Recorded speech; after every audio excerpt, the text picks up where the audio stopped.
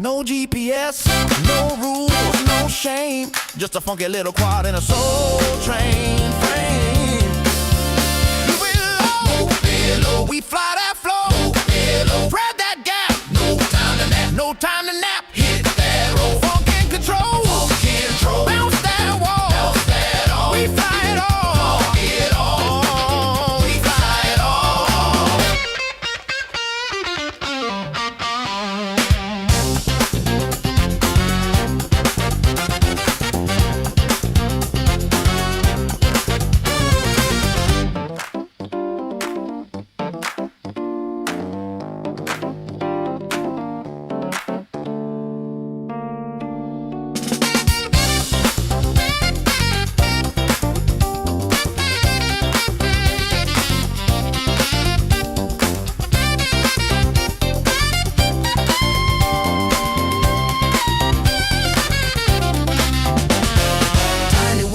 Funky and free, we fly indoors, we fly with glee. Whoop it, loop it, groove it, move it, bounce it, flip it, funk it, rip it, fly that soul, don't lose control. Tiny whoop love gonna make you whole. I thread the needle through the vinyl stacks, bounce off the mirror ball, never looking back. My quad's got soul, it's got style, it's got sass. It dips through the incense like a blast from the past. I'm flying figure eights through the lava lamp glow, dodging house plants like a funky pro. My whoop's got rhythm, my sticks got heat. I'm the pilot of the party with the grooviest beat. I loop through the hallway, I dive by the broom. I'm the disco ghost in your living room. I hit that splitter over grandma's chair. She just claps and says, boy, you got flair. I'm flying freestyle with a velvet touch. My quad so smooth it don't need a clutch. From the shag rug to the ceiling fan, I'm the funky little fly with a master plan. The curtains dancing on the breeze, freestyle funk in my living room with ease. Tiny whoop magic bumping every wall. I'm the James Brown of flight, can't stop at all.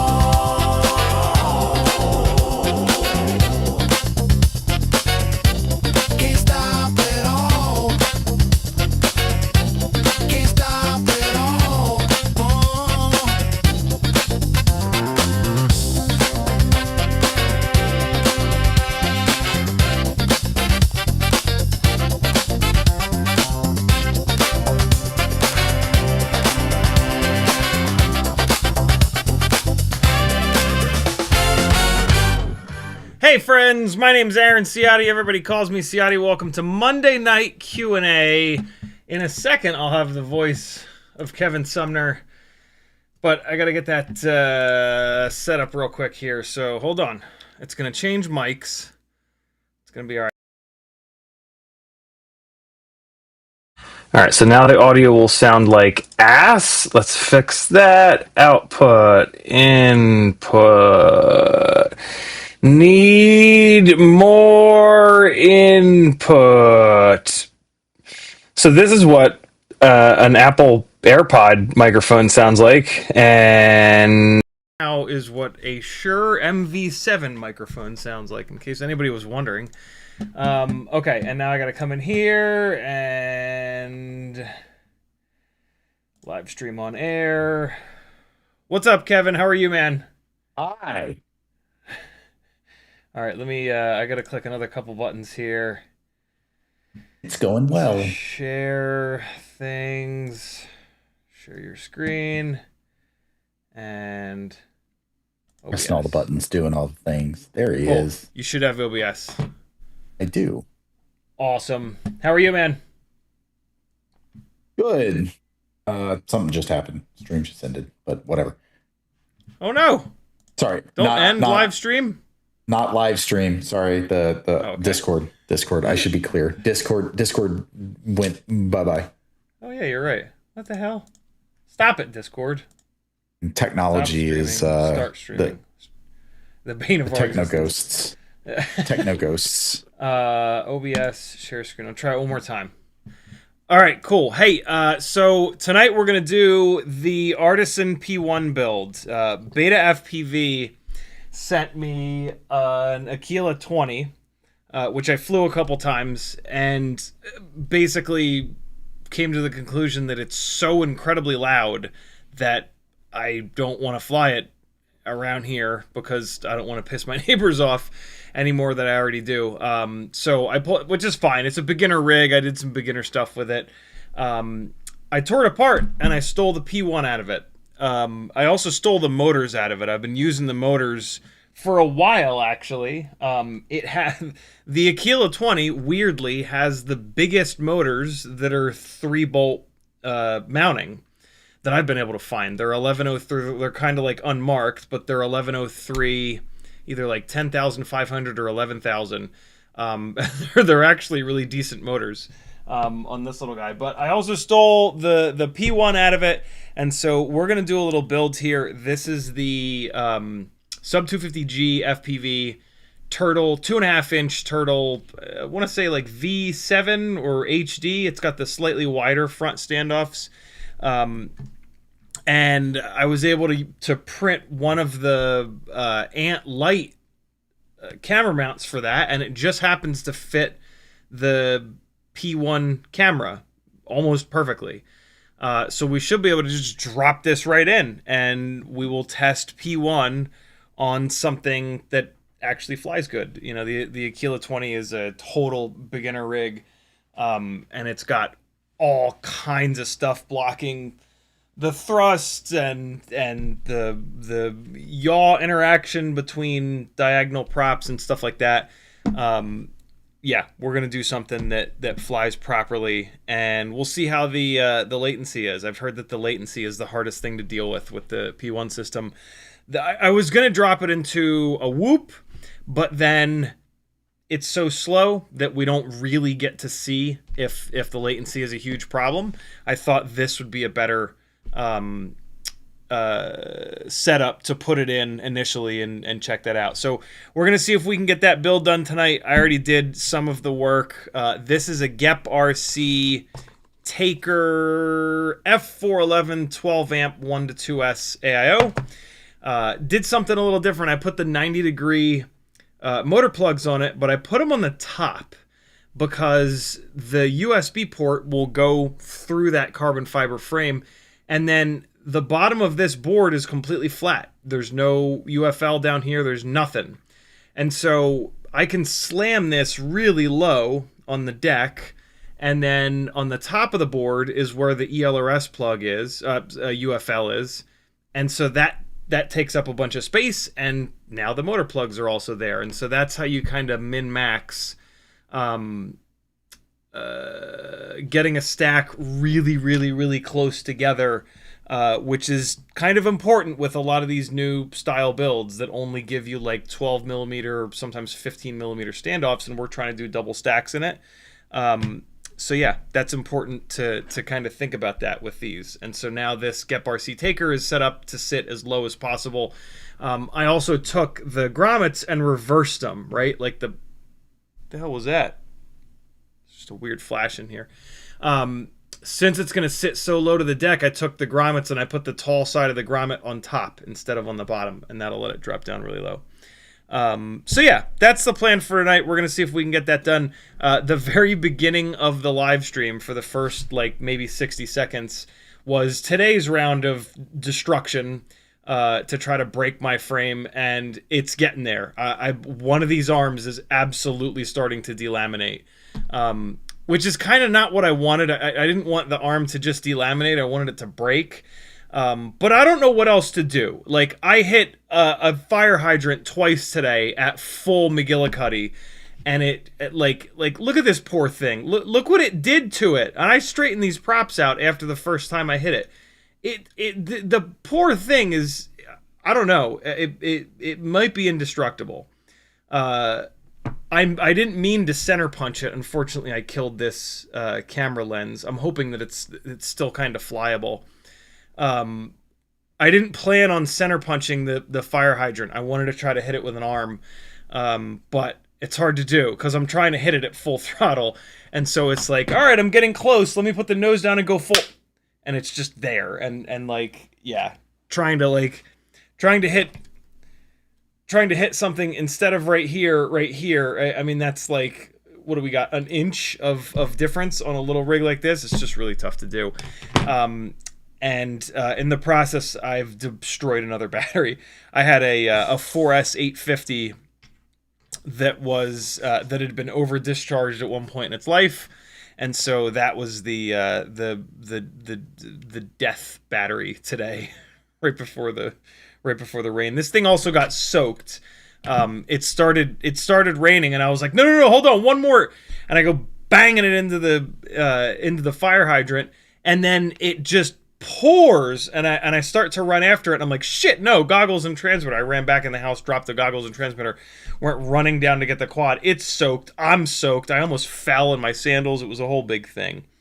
But I did not fall and die, and I put it in front of a fan, and in theory, it's fine. Let's just plug a battery into it. What could go wrong? I will only plug a 2S battery into it, though. Don't do this. Wait 24 hours before you plug shit in after it gets wet. Why do you not follow your own advice? And it's not a good sign. It sounds like only one motor is firing up. Hold on, it's very quiet. Maybe it's okay. Oh, it's because I'm plugging in a 2S battery. That's why. It's fine. I think it is. I really do think it is fine. It's been on top of the fan for like 4 hours. Don't bother with rice. Don't bother with silica packets. Just put wet electronics in front of a fan, and it'll dry right out. But leave it for 24 hours. Put it in front of a fan for 24 hours before you plug it back in. If it's still wet and you plug it in, and there's a little bit of salt in the water, something weird like that, it can jump and implode. But, like I said, one of these arms is starting to delaminate. I wonder if you guys will be able to see it. So these are the two that are still, unbelievably, that are still strong. This is the corner, motor 4. This is the third or fourth motor that I've put on here. So this arm has taken a shitload of abuse, and it is fine. But this arm, if I do the same thing, I think you'll be able to see it bending a little bit more. It's hard for me to hold the thing solid because I'm pulling down on it with a lot of force. But yeah, this arm here, motor number 2 arm, is starting to delam. It is absolutely a little bit weaker than this rear arm. But other than that, it's fine. And it took 2 more full Stankalotopus slams today. I'm running out of things to try to break this. Although there might be a little bit of a bow going on the top plate. The top plate. Ooh, did I break the top plate? Something needs to break. That is definitely not straight. Yeah, look at that. Look at that top plate bowing up a little bit. Which is interesting because the battery was on there, and then so the battery went, but you can see the big dent in the front of the battery. And so I would think the top plate would be breaking in the downwards direction, but the stack is there. And so maybe I am pushing the front and rear standoffs down. Maybe it's somehow, yeah, that makes sense, because it's hitting like this, and so the front standoffs are getting pushed down. That's pretty cool. After I finally do break this, the whole thing's getting torn apart, and then I'm just going to clean and look at each piece of carbon to look for any kind of like stress fractures or whatever. But it looks like I am finally maybe going to break the damn thing. With the absurd amount of abuse that this is put up with, I don't know if anything is going to change, though. The base plate is very strong. The base plate is 2mm carbon. I think the top plate is like 1. But yeah, the top plate is definitely starting to bend. Oh, hey, there we go. There we go. Okay. So we are starting to break the top plate. Little bit of carbon breaking there. That is the least surprising thing ever with these last couple of crashes, because it's just the sound of it hitting that that fire hydrant today was pretty wild. Cool. All right, so it's gonna break. We're closer than we've ever been. How many batteries will I kill in attempting to kill this goddamn thing? I'll bang it around some more tomorrow. So do you think that that you're gonna thicken that top plate, or do you think that it's been through enough abuse that a broken top plate is justified at this point? Yeah, also because these last 4 huge impacts were just absolutely face first, and that's pretty rare, right? We usually like try to avoid shit at the last second. Like we don't center punch stuff at full throttle that often. And that's what's breaking that top plate. This is why like I didn't want to just blast it into things, because like we don't just go face first into stuff that often. Certainly not 4 times in a row at full throttle. You know, most of our crashes are like glancing crashes where it spins, or like coming down to the ground where it like slaps. So I am actually going to stop just face punching this into things, because it's taken 4 of them at full throttle. And these 2 from today were also with a giant battery, a way bigger battery than you would run on this build, being the 4S850. So it hit today with more energy and weight behind it than it probably ever will. But yeah, I don't think that top plate necessarily needs to be beefed up. It's because if we beef up the top plate, it's going to break the bottom plate. And I would much rather the top plate break than the bottom plate break. And I'm actually really interested to pull it apart and see what the bottom plate looks like. It being twice as strong, I feel like it's going to be completely fine. That, you know, that top plate might also be breaking from the standoffs doing this. Like when it's hitting, it's probably trying to do this to the standoffs, and then that could be what's angling the top plate up. But we'll see. Once it finally does let go, and I can pull it all apart, I'll see any little stress cracks in the carbon. But I think it's pretty much good to go at this point. I'm just, yeah, it must die. That one must die. The other one must live with the 04 in it, floating around here somewhere. Where's the chat at? Here it is. Levster was first. You Can FPV was next. Mr. Clean, Kevin Sumner, Nyafu, Ryan Sadat, FPV Toast, Jimmy the Cow, Flemo Fly, Matthew Wegner, Benny Bravo, Sear, Uriel, Jimmy the Cow, B-Bird, Zout, Benny Bravo Gun, Madman,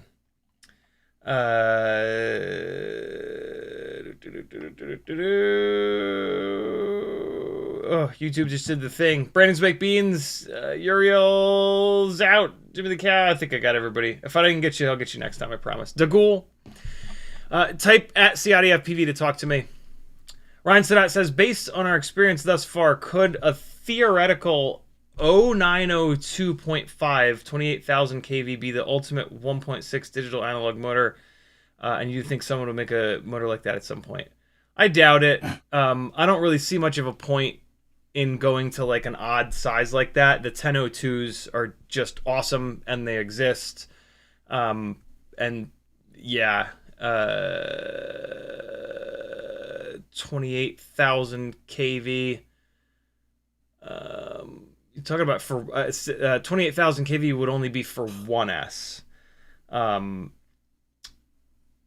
Yeah, and then of course it depends on which manufacturer makes it. But yeah, I can't imagine that a super weird size like that would ever come to be.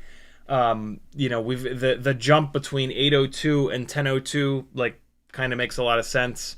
And then we go to like the 11s and whatnot. Somebody will probably do an 09 size motor at some point just for the sake of being different or whatever. But I think the 1002s are the way to go. Jimmy the Cow says moo. Kevin Sumner says CiottiFPV hasn't dialed into the call yet. Let's see if he forgot. I did indeed.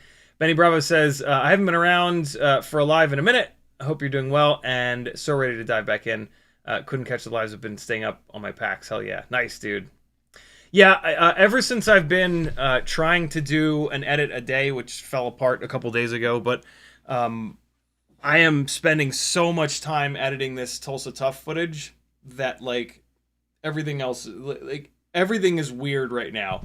I'm forgetting everything. I'm like, because I'm just pushing so much time every single day into Premiere and writing fucking descriptions and making thumbnails and all the other things that are involved in actually putting edits up that take forever, and so like I'm all over the place at the moment. I'm dying to do more testing, especially on the Caillou Mini, but there's a little bit of buzz around Tulsa Tough still, and so I have to just keep hitting this. But I'm kind of running out of footage, to be really honest. So it'll probably only be another, like, till the end of this week that I have enough stuff to keep putting edits up. I'm pissed I didn't get one up today, but yeah, there should be one tomorrow. There should be one Tuesday, Wednesday, Thursday, Friday this week, I'm hoping. And then things will slow down, and I can get back to some of the stuff we were working on before all that madness. Madman says, what will it take for me to get you to sim on hang time on Tuesday in 2 weeks? A miracle, because Velocidrone is such an unbelievably fat, portly fucking program that I can't even install it. I don't have enough hard drive space on this computer, and it forces you to use it. It buries itself in the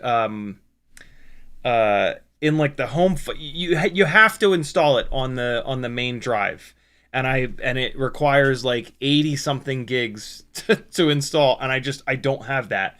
When I got this Mac Mini, I got like the middle amount of onboard storage, and applications are huge now, and so I'm just out of storage. I've done what I can to free up storage, and it's just absurd. Also, Apple is doing a bunch of bullshit that eats your storage up for like analyzing images, and there's all kinds of stupid shit going on.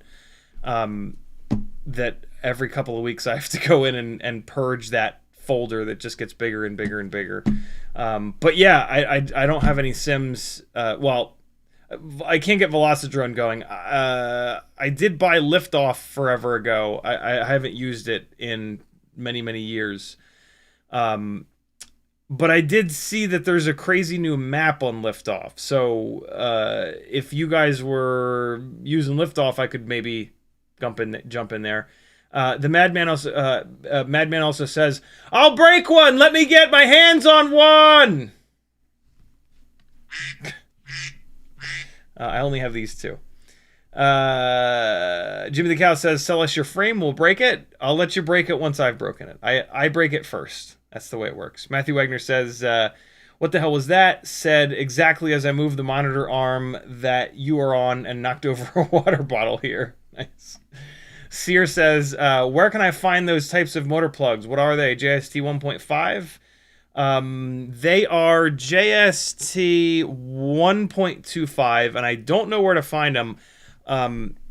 I just hoard shit, and when it comes to FPV, and so I had 4 sets of them from just 10 years of buying shit.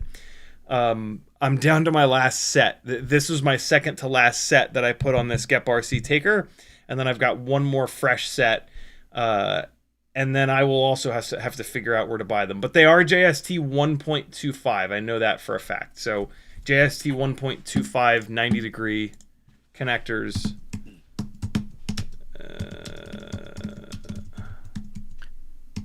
We'll probably find something on the YouTube. 10 pieces? Nope, that ain't it. Oh, yeah, so you'll need, like, JST 1.25 3... Well, here's a whole kit.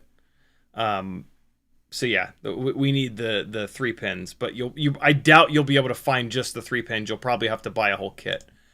Holy shit, look at that. They let you select just the 3 pin. So, there we go. 3-pin JST 1.25 right angle header male connector, 2-pin 90-degree for PCB board. Holy shit, $168. What? Why are these? Whoa! Why are these $2 each? That's not cool. Bueller. It feels like they have they're just shipping from China and charging you for their shipping. Yeah, that's crazy. Should be able to find them on Mauser or DigiKey. Right angle. Let's just do a straight up eBay search and see if there's another. Here we go. This is going to be a better listing. I can feel it. 3-pin. It's probably the same listing. 100. Nope. $168. Still same listing. Hold on.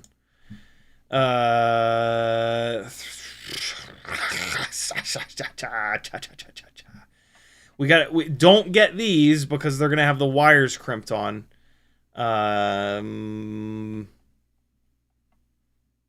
Matthew Wagner says search for Pico blades instead. Are they actually Pico blade? Isn't Pico blade that style of connector that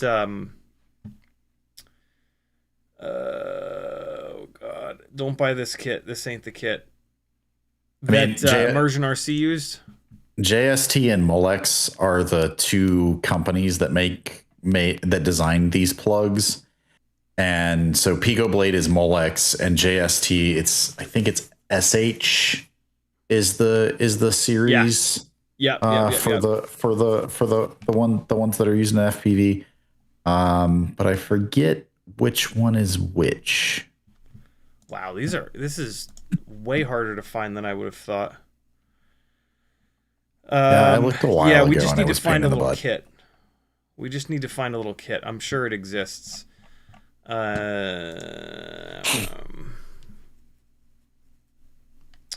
a shame this is so expensive because this would just be an easy win. This is exactly what we need. Well, when somebody finds it, drop it into the Discord, please. The link to the Discord is over on CiottiFPV.com. Throw it into general nonsense. And if we can find like 100 of them, I'll buy a pack of 100, and then I'll throw them up on the Etsy store so that you guys can just buy 5 at a time.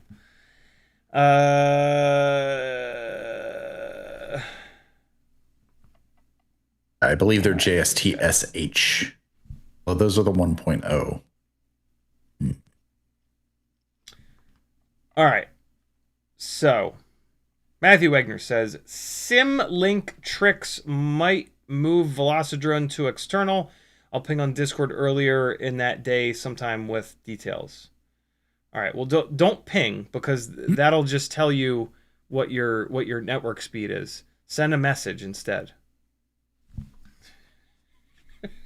Slow clap. Chef Bruno tagged me. He says, I have some. You can get them in a kit. Where'd you get you happen to remember where you got the kit from? Matthew Wagner says, search for Pico blades instead. Market Zero says, so with the G473 and Air 2 AIOs changing to gyros that are fragile and not supported by Betaflight, is the 2G4 still king? I mean, it sounds like the 2G4 is about to be the only option for a somewhat functional AIO.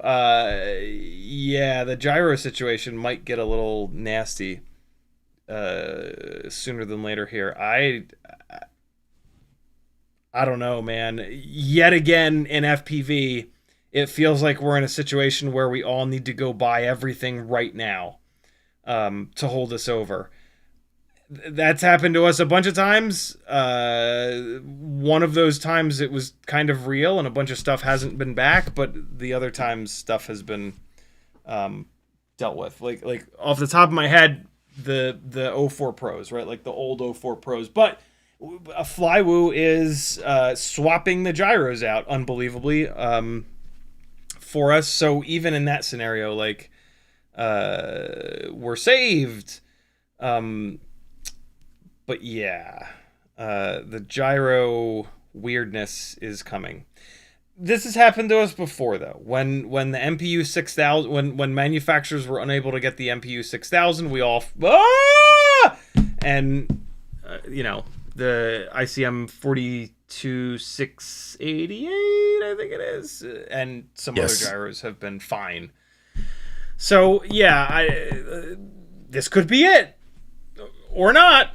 It's all just, you know, if you have the money, sure, go out and buy as many AIOs and flight controllers as you can get your hands on, because gyros are the issue at the moment.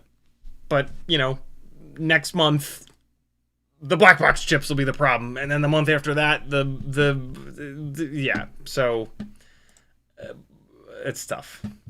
It's tough. Let's get going on this build, yo, because I just got caught up on chat. And there's a bunch of stuff that needs to get done here. So the AIO is already relatively prepped here. I soldered on these right angle connectors and this battery lead. I'm hoping that this battery lead is the right length. I did add a little bit more wire to the red lead because I wanted it to exit out this side, and that worked perfectly. This is a really nice trick. Like if your lead is going to be on this side of the rear standoff, all you got to do is make the positive lead, whatever leads on that side, a little bit longer, and that's going to force the thing to come off. This way you don't have like a bunch of extra ground wire. This does matter, and this matters because, especially on these tiny little builds, the battery lead is going to be really close to the propellers, and like any extra length that you have on this lead, it's going to want to like loop upwards or loop outwards, and it can very easily contact the propeller. So yeah, pay attention to that. And that, like, I only made this red wire like 2 millimeters longer, but that's all it needs. It just needs a little bit more, and that'll kind of push everything over. So let us turnip the beat. What do you say? See what I did there? Let's pull this apart. I'm going to take the bottom screws.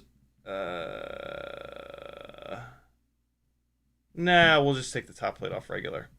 I kind of wanted the standoffs to come with it, but I changed my mind. So first thing we're going to do here is figure out the deck height. And there's a little bit of a trick to this. Like, yes, you can stack both boards up and like look at the highest points. Or you can just look at the length of the standoffs and the thickness of the base plate, because your screws that are going to come through to mount the stack have to go through the thickness of the base plate, and then you don't want them to be any longer than the standoffs. And so what I'll do is just hold them up next to the board. And so I'm going to take a guess at, I'm going to guess M2 by 14. And grab one of these, and then so what I'll do is just slot it in with the base plate like that, right? And then look how high up the standoff it goes. And so in this case, it goes almost all the way up the standoff, but not quite. There's still a little bit of room left. So I'm going to go 2 millimeters longer, because these builds almost always need as much space as you can give them. So, like, for example, this is a 2.5 millimeter, I believe, base plate that I got here. So M2 by 14 turns into an M11.5, M2 by 11.5. And 11.5 is typically not quite enough for a double stack setup. Although it does depend. It does depend on the specific, you know, each different stack is going to have a different height requirement. Let me try to find 4 of these M2 by 16s that are the same, because when they're not the same, it drives me nuts, because I'm a crazy person. And if you're a crazy person, you might as well be a crazy person all the way. Hey, I've got 4 that match. Look at me. How exciting. For me, but not for anybody else on Earth. So here's the other thing that's important. When you run these stack screws up through the bottom, you cannot just leave them like this. If you leave them like this, your whole stack is going to wobble around. It's not going to be this bad because you're going to pull the stack down, but the stack is still going to wobble around if you run them up like this. You have to have some sort of a nut to hold this thing steady, and a plastic nut is going to be totally fine. And so, and also, here's what I'm talking about. This is the M2 by 16.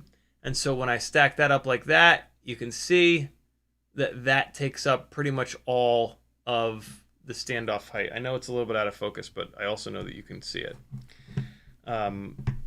So we need something that's going to thread into this. And I'm going to use these little tiny 1mm plastic nuts. Do these little things strip out really easily? Of course they do. It's a 1mm plastic nut. But we don't need a lot of strength. And if you don't crank this thing down into it, you're going to be okay. Just don't strip these out when you're tightening the screw. That's kind of the trick here. So just kind of be gentle when you put that screw down on top, and these little 1mm nuts will be fine. There are 1.5mm metal nuts. Here's what they look like. But that's kind of overkill here. We're going to be all right, and I do want to sort of save that 0.5mm. I know that sounds insane, but it really isn't. These little builds are a bitch. I think the P1 VTX is going to be, it seems to be fairly flat, but all there needs to be is like one connector in the perfectly wrong spot, and it all sort of goes out the window. And so I'm going to tighten this like open-handed like this. I'm not going to even do any more than 2 fingers, just like that. No big deal. I'm going to hold the bottom with my finger rather than an Allen key. And now it doesn't move all over the place. If I cranked on this really hard, yeah, sure, I could probably blow that up. But I've done this numerous times, and it's always been okay. I've never had these guys strip out. So this is a safe thing to do. And yeah, the 1mm, these little plastic 1mm nuts are as thin as it gets. I've never seen a 0.5mm. I mean, ideally, what I would love would be like a 0.5mm thick metal nut. That would be perfect because like the nut on the bottom here, it's only there to keep this thing from wobbling. It doesn't really need to act as a spacer as well. You can just run a thicker rubber grommet as a spacer. And so, like, yeah, I guess if you need to get the AIO up off the base plate, but usually we're trying to slam it as low to the base plate as possible, like I was talking about before in this build. So, yeah. Kevin, I completely missed the Castle Crash meeting last week because I'm a jerk. No, it's totally fine. It ended up not happening anyway. Oh, perfect. But next I was week, totally there. I was just kidding. sure. And then we spent all tonight talking about the setting up the RC car racing. Oh, cool. Did you know about this? I did not. That's fucking awesome. That's going to be super fun.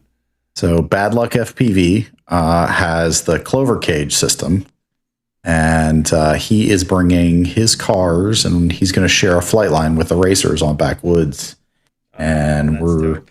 talking about, we're going to be building some ramps, and it's going to be a good time. That's going to be really fun. Oh my God. Do you RC car, or have you RC car? When I was a kid, yes, but ever since then, no. But I can't wait to chase the little shits around. I mean, you don't need another RC hobby? I know, right? Yeah, that's the fucking last thing I need. All right, so let's see. 1mm nuts down there. Let's see how flat this AIO will sit. I might change the rubber grommets. I might try to find a rubber grommet that's even thinner on the bottom. But let's see. Yeah, see, that's sitting up pretty high. Well, no. I guess not. This USB port is sitting pretty low, as you can hopefully see. I don't know if I would want that USB port to sit any lower because it's already kind of getting close. Okay, so there's the AIO. Let's see what this P1 looks like. I'm going to try it with no grommets. What are these holes in this P1?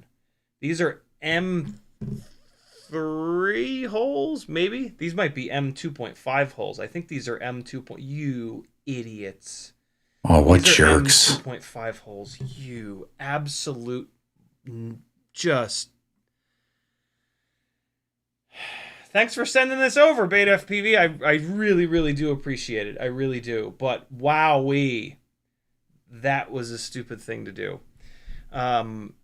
Because we don't use M2.5 hardware anywhere ever. And so if you wanted to use M3 hardware through here, you would have to just like thread this hole, which could potentially break the PCB. If you're going to run this on M2 hardware, it's going to jiggle around a little bit. It actually isn't, because we're going to put something on top and bottom, but still, this was dumb. This was dumb to do M2.5. At least, like, just pick one. Pick M3 or M2. If it's M3, then I can run an adapter, and I can run a rubber grommet. If it's M2, it won't wobble around. If it's M2.5, I can't do shit. I can't run a grommet. We're going to try to run a grommet. But that's silly. Do That was those a bad choice. some flight controllers come with M2 adapters? They're like these little brass formed dealies. You know what I'm talking about? That Yeah, no. They're like, they look like little trumpet horns. Yeah. So that would be these little But guys. those might be M3 as well, M2 to M3. Yeah, so there's two different lengths of these, and these are M2 to M3. Good call. I wonder if, because they are tapered down. See if you can jam one in. Just jam it in and wiggle it around. Not even close. Sounds like my Friday nights.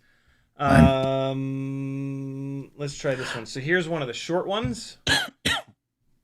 And hey, the short ones work. Good call.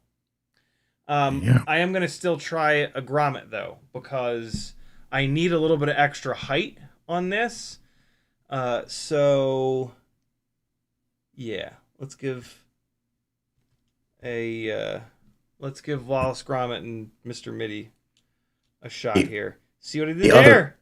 The other question I have is whether that is all ground plane around that guy and you could actually drill it out. Yeah. But man, that is tempting fate. Yep. So what was it? I think it was the Walk Snail Light VTX that was like that. They used M2.5 holes, and I don't remember if I ruined one or not. But this is not a problem unique to New York or BetaFPV. This is a thing. Do you have an M3 drill bit? Or do you have a 3mm drill bit? I do, but I ain't drilling this out. I'm gonna try these grommets. Why am I grabbing four? Don't want to put it in that vise, the pin vise, and drill out the M3 hole yourself there. It's tempting. It's tempting. I do love to break shit. I do. You're love currently playing the devil on your shoulder. Oh yeah. I am good at destroying things. So one of the most frustrating experiences in FPV is this. It's an M2.5 hole and then a grommet. Because this will go. This will absolutely go in here. But boy, is it a dirtbag MFer extreme on acid Tuesdays, not Wednesdays. It's funny because the next chat comment that I don't think you've read yet is Jimmy the Cow saying, "You have to be crazy to be in this hobby." Oh my God, yeah. So apropos. Real. And so this grommet has ripped, and that really makes me extra happy. Just one full extra level of happiness comes from that. Looks like B. Kirk just said something that might be interesting. What's he asking? Well, there's actually two. Let's do Ryan first. Ryan says, do you think theoretically 902.5 28 KB could be best all around? Oh, I think you answered that one already. Yep, yep, yep, yep. B. Kirk says, thought I had motor issues the other day, but it was just my new frame and my props pushed down all the way. Should I put a spacer in to raise the motors so I can push the props on fully? Yep. And I sell those spacers on the Etsy store. Back when we were all hot on on those Saw. builds, I was yeah, I got you. I got you covered, my friend. Just head on over there. Yeah, I need I need space between these two boards. This is a real son of a bitch right here. Let's see what this little guy will do though. Hold on. So if this is in there, what's it gonna do? It's gonna fall down, so I kind of need it to be. I mean, I can just add like 1mm spacers and whatnot, but I really like to have. I really do like having rubber grommets on the electronics, so that when you bash into shit, it gives it a little bit of wiggle. So if you're not gonna run, if you can't get the grommets through, one thing that I've done previously in this exact situation, or maybe it was when they drilled them M2 for some stupid reason, is take those grommets and cut out the center sleeve, so you're just left with basically rubber washers. Yeah. I have a whole bunch of those in the toolkit. Yep. It's better than nothing, but man. I got it. Ooh, yeah. All right. So one down. So anybody that has a hard time doing this, I've tried a million different ways. Yes, the string trick works, but it takes way longer than this.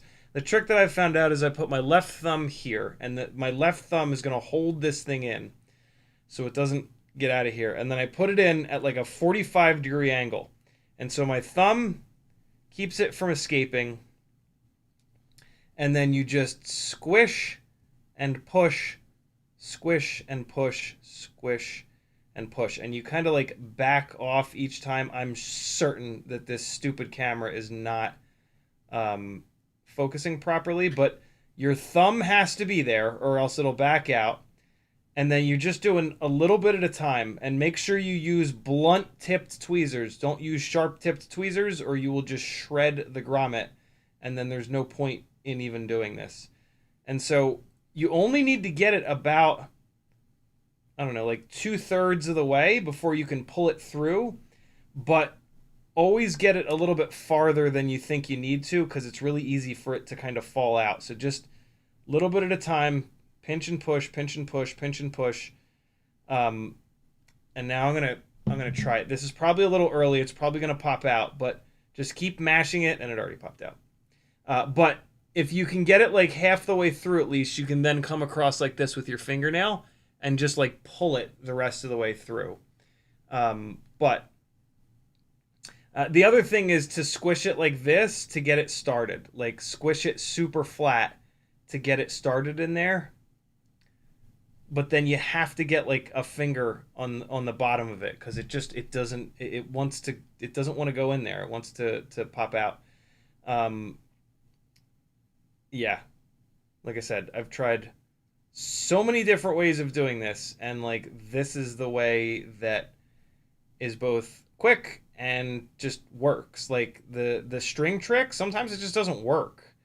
Like the string takes up too much space or whatever. I think you can also do it with like dental floss, but this is the only way that like works every time.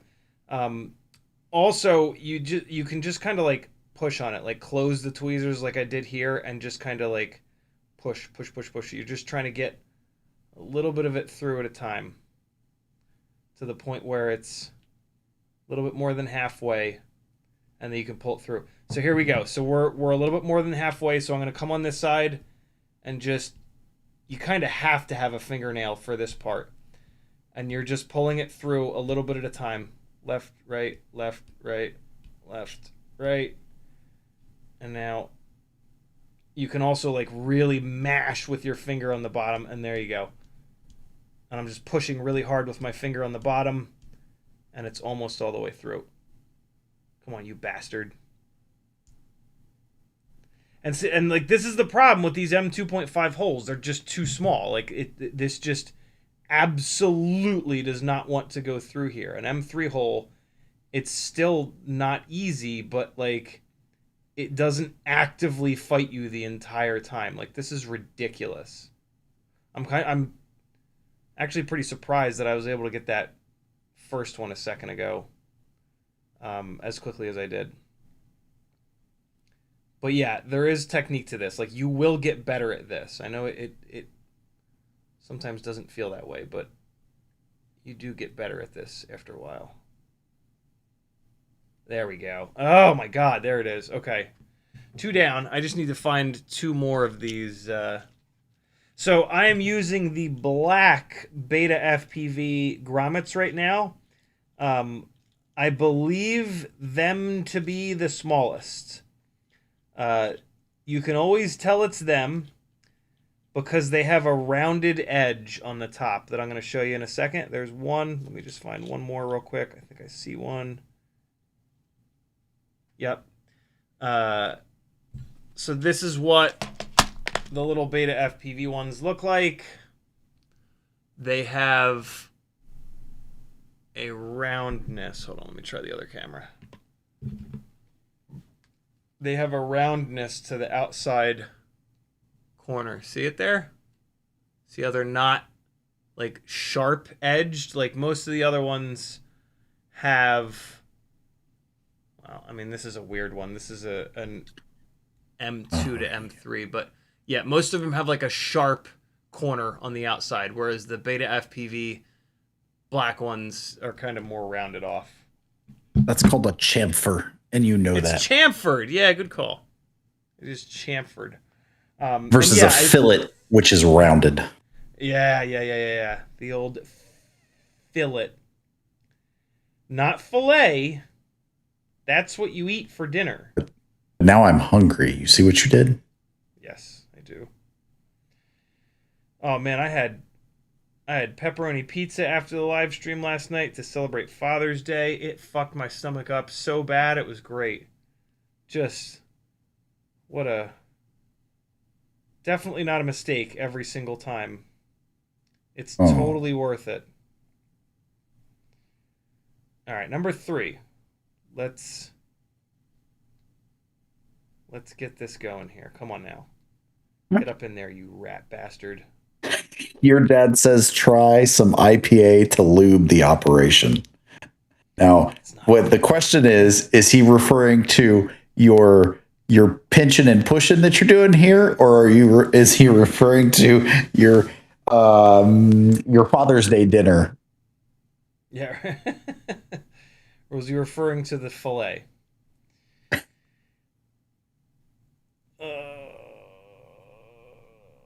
Yeah, that would probably help, but I'm far too stubborn to not just sit here and continue to bash my head into this. And although to be honest, both of those just went like kind of easy. I don't know why that one fought me so bad, but these other 3 were actually not terrible. And so like we do have a proper like 2mm hole through here now, right? Like I'm not gonna have to like mash this down, but you do have to push this hard because like these grommets are meant for like I mean they're not actually, but they're sort of meant for M3 to M2, not M2.5 to M2. And so like if you look down the opening, you can see that you guys won't be able to see it, but I can see that it's kind of like thick on the inside, and so this is like hard on these grommets. These grommets will probably rip from doing this. But once we get it down, it's going to be okay. Hopefully these are thick enough. So, all right, let's get the ELRS antenna plugged in here because we're about to put this down on top and it's going to sort of hide it. Although, wait, no, I'm going to have to take this back off anyway because I have to wire up the plug header for power and video to this. So we can wait on this for the moment. I just want to see how these are going to stack up.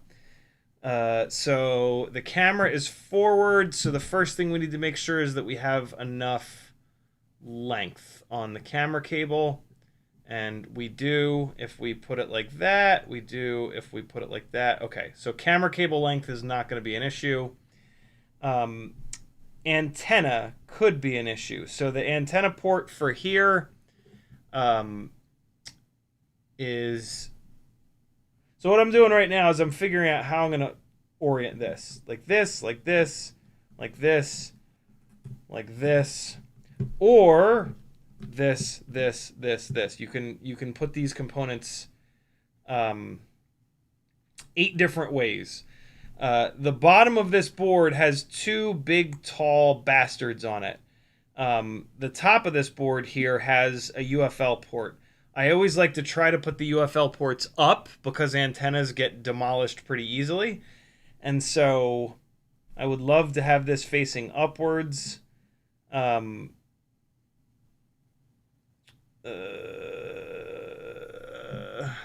see here.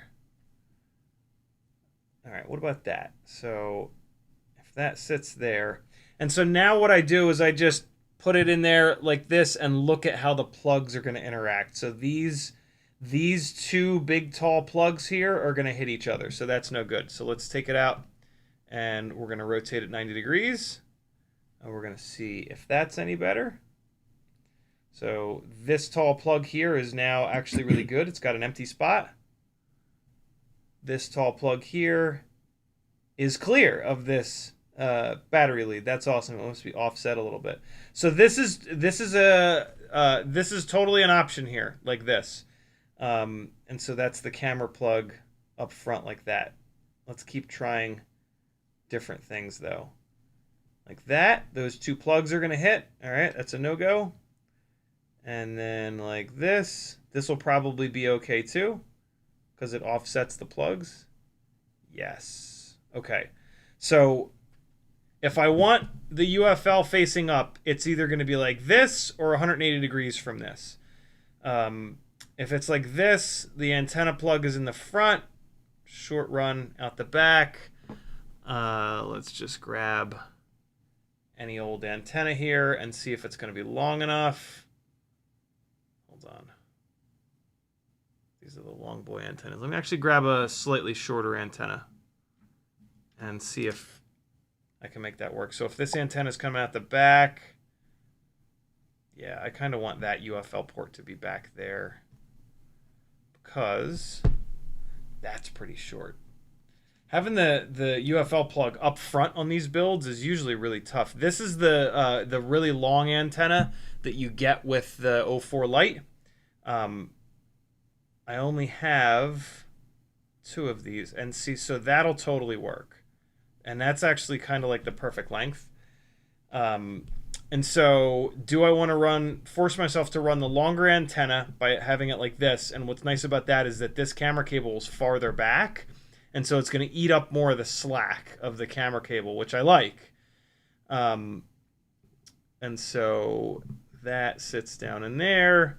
This camera cable is not so long that it can like get out in the props or anything weird like that. The other option being to put it like this. And now this camera plug is super long. So yeah, I'm not going to do it like that. I'm going to do it like this. So this is how it's going to sit, and I'm going to burn one of these. In that previous orientation, you could loop it down around the front stack screw.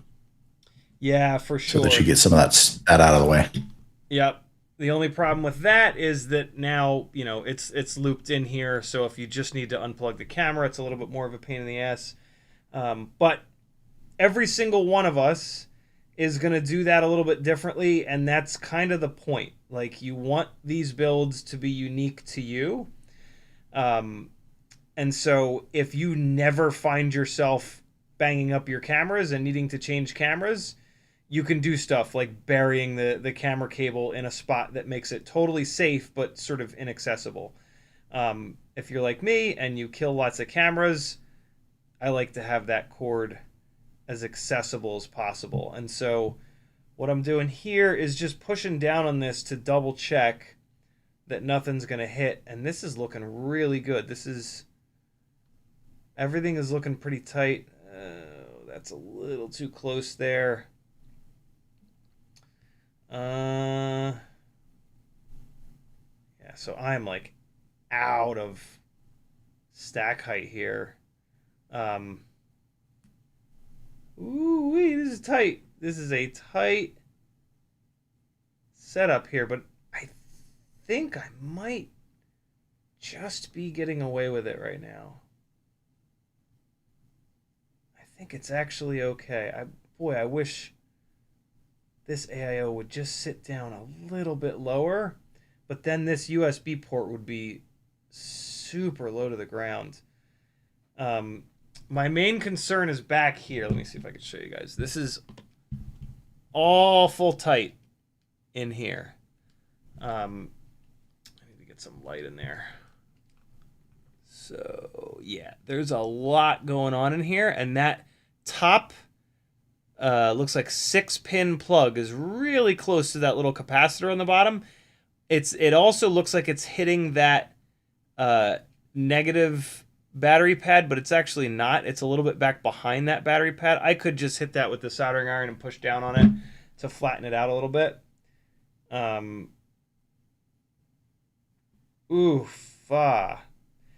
like when I put some nuts on the top of this, it's going to push this down even farther.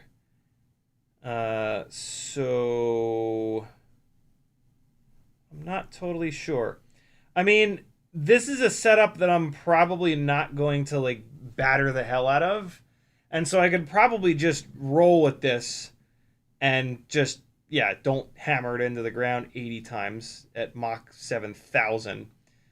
Let me just look for any other stuff that might be contacting. It looks like there might be something getting really close over here. But we do have a nice little gap there.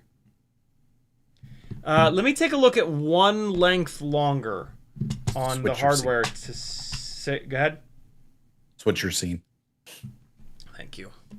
Let me go one longer on this hardware. So this is M2 by 16 here. M2 by 18, I believe, is... No, that's not M2 by 18. This is M2 by 18. No, it's not. How did I set these up? I had to double some of them up. 16. Oh, this is 18. Why does that look so long, though? Hold on. 18, 19, 20, 21, 22, 23, 24. Is that how I did it? What's this guy? Hold on. Let's just check this one. This should not be as long. It's not. Okay, yeah. So that's the 14.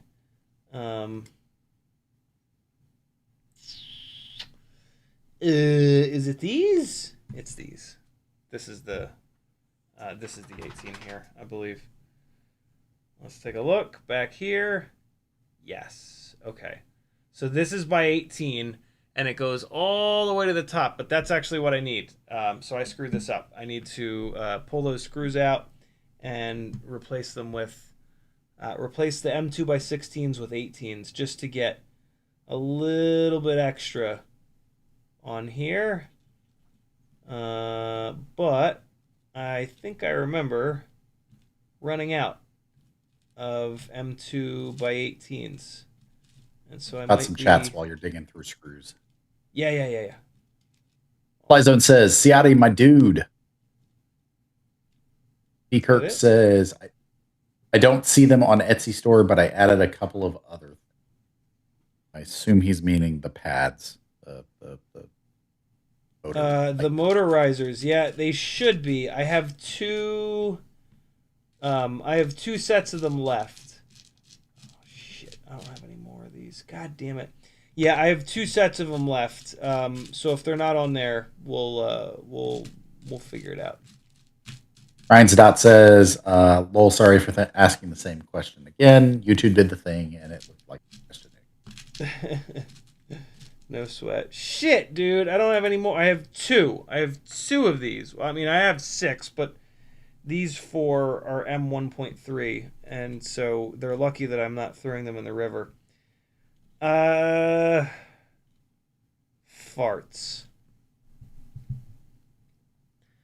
Jimmy the cow Well, says moo. moo. I'm in a bit of a moo situation right here. So I'm gonna make these M2x16s work. By switching out the grommets on the AIO, I guess, which is kind of easy. M2x18. Can somebody do me a huge favor and... wait, no, I can do it. Sometimes I have shit on the Etsy store that I need. No M2x18s. I need to order some M2x18 screws. Okay, I just need to open up a tab so I don't forget, because I already forgot this once. Okay, so yeah, I need to get the AIO down a little bit lower. Let's get that taken care of. So I'm going to be really gentle here, because these M2.5 inner diameter holes are making these grommets fit really, really tight on this on these screws. So I'm actually even going to come in here with some tweezers so that I make sure that I'm pulling up on both sides of the grommet in hopes that I don't tear the damn thing. But I'm probably going to tear at least one of these grommets. Ryan Zadot says, by the way, I noticed the Gap RC 1002 25K have massive gap between the stator and the magnets, which means there's probably a ton more performance and efficiency being left on the table. And probably the biggest stator to magnet gap of any of my motors in that size range. Yeah, so that's called air gap. And one of the nice things about a bigger air gap is that you can beat the motor up more before it locks up. And so motor manufacturers will balance all of the different attributes of the motor: the strength of the magnets, the thickness of the magnets, if they're curved or if they're flat, the air gap. There's a lot of decision, like we think about the stator size and the KV as like how we choose a motor, and that's the right way to choose a motor, because the motor manufacturers don't really tell us any of this other shit. But there are a lot of things. There's like probably a dozen different decisions that these manufacturers make with these motors that change the way that they perform. And so, yeah, air gap is one of them. Really tight air gap is great for efficiency, but terrible for durability. A really loose air gap is the complete opposite of that. I forgot to remove the support material from this 3D print. You know that kind of standard form that every motor manufacturer uses? I want air gap to be added to it. I would also like weight to be without any wire. No wire. Yeah. Right to the base. Yeah, they always seem to have a random length of wire weight added in there. Like, can we fucking just 10 centimeters, guys? There you go. 10 centimeters. Yep. Everybody use 10 centimeters. Oh, and they need to specify what gauge they're using. Yeah, totally. Okay, so let me see if I can find grommets that are thinner than these guys, which is gonna be a little tough, unfortunately, because the bottom of these grommets is about as thin as it gets. But let's just see. BetaFPV sells a kit of grommets that come with blue, black, and clear. The difference between them is the slot, the thickness of the slot. And the black ones are always the thinnest, but the blue ones... Well, I'm just going to have to show you. It's hard to put into words, but you'll see it in a second. I got all three of them. Okay, so here's what the BetaFPV kit comes with.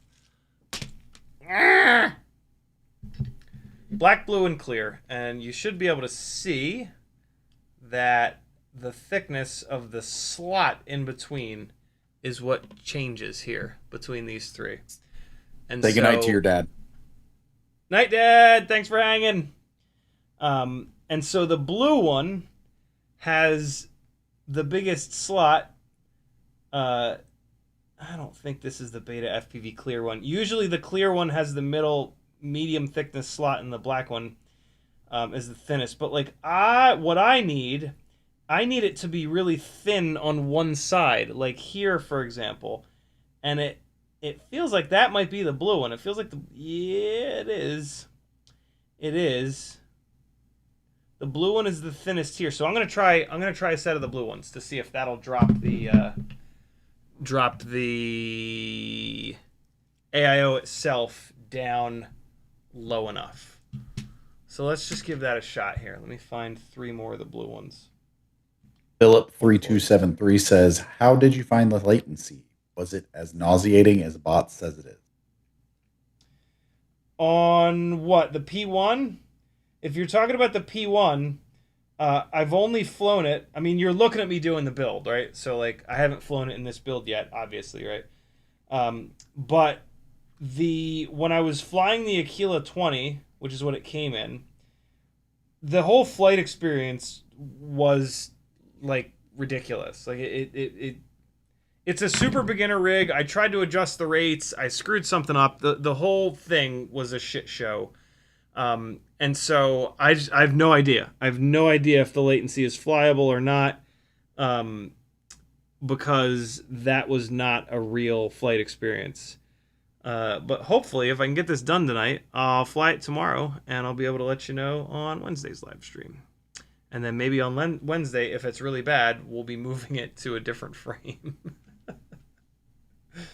But yeah, we'll see. We'll see.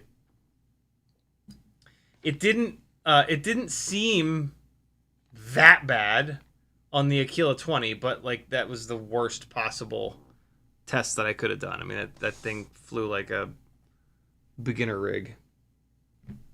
Go figure.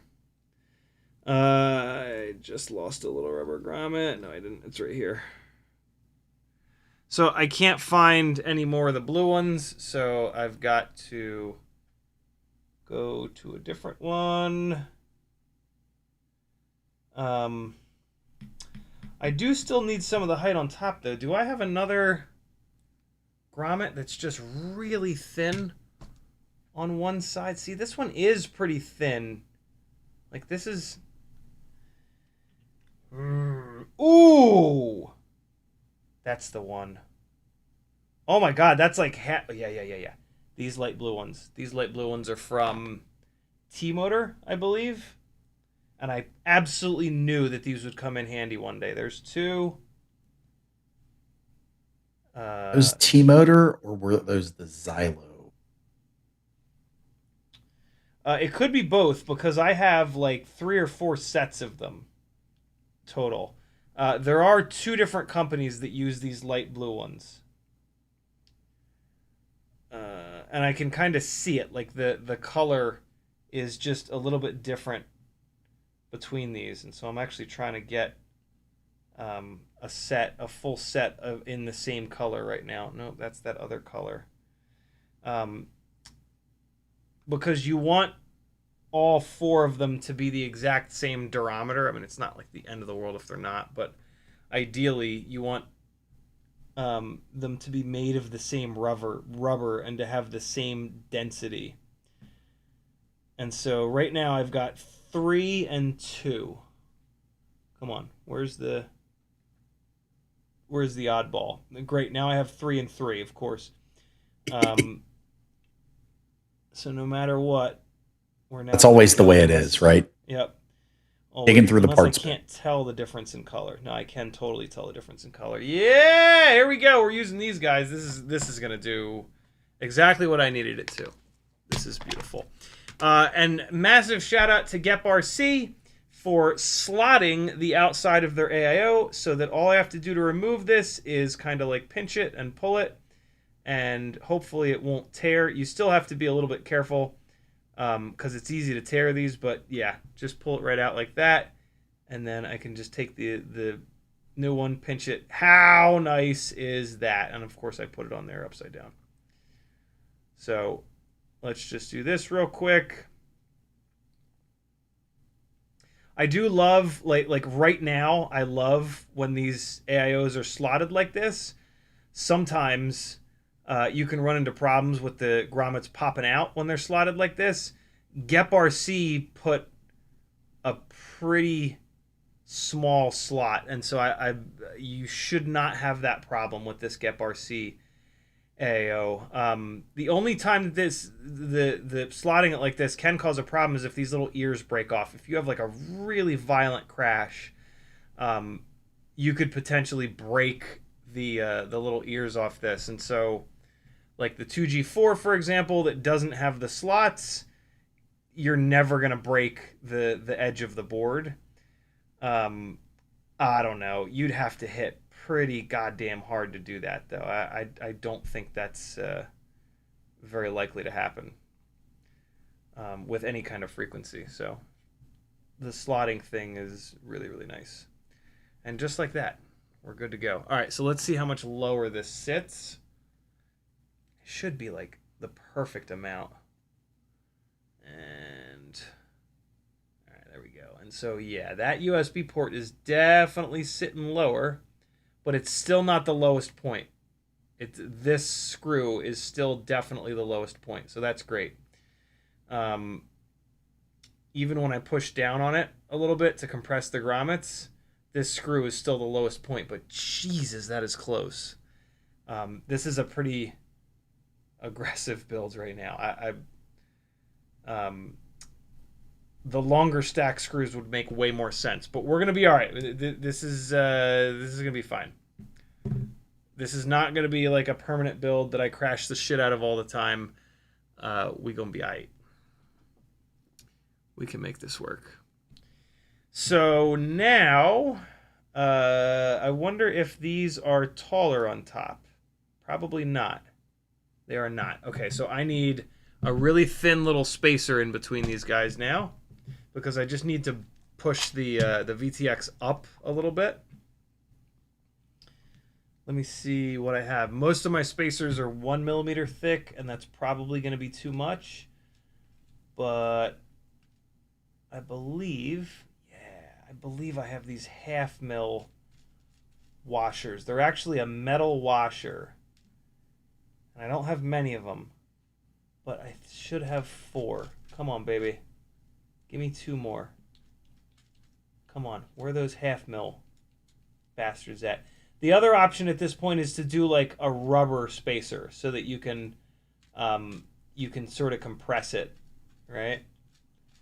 But I hope I have 2 more of these little 1/2 mil gubbins. Or not. Okay, I've got these little tiny O-rings here that are going to compress down.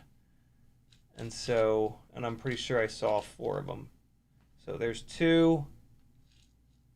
Come on, give me 2 more.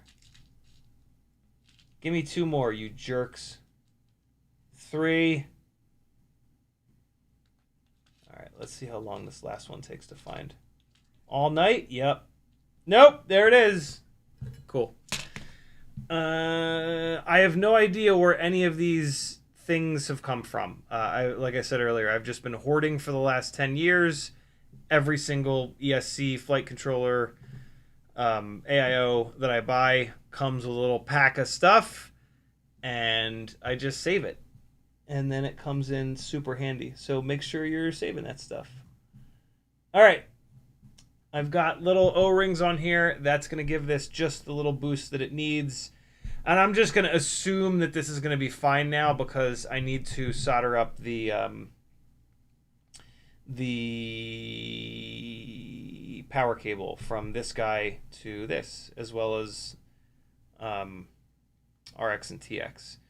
So I decided on this orientation, and so that means this is the plug header for power and everything else. Actually, I gotta like look the P1 up on their website.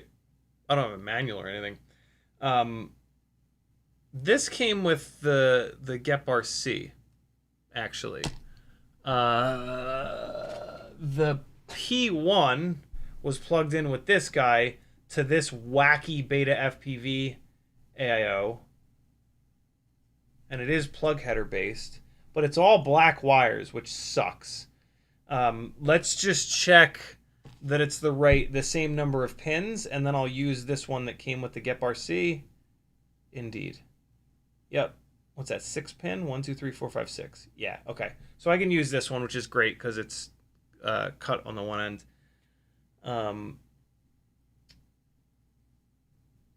Okay, cool. So I need to look up the P1 and figure out what the wiring looks like. So I just dropped the link to it in the chat. sweet. Thank you, dude. Shopify link. Oh, damn. Yeah, it's from their website. Awesome. Hey. All right, so we're looking at the one on the left. The one on the right there, I'm assuming is to update it. I don't know if the... Yep. I don't know if the That's kit the came USB with pinout. that. Yeah.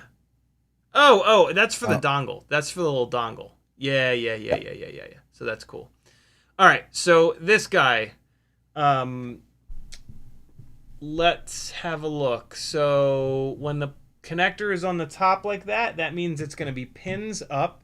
So with pins up, oh, this is awesome. So they use the same pinout as DJI. Thank you, BetaFPV. So red, black, yellow, white, and then another ground, and then nothing. So I'm going to take this last yellow out of here.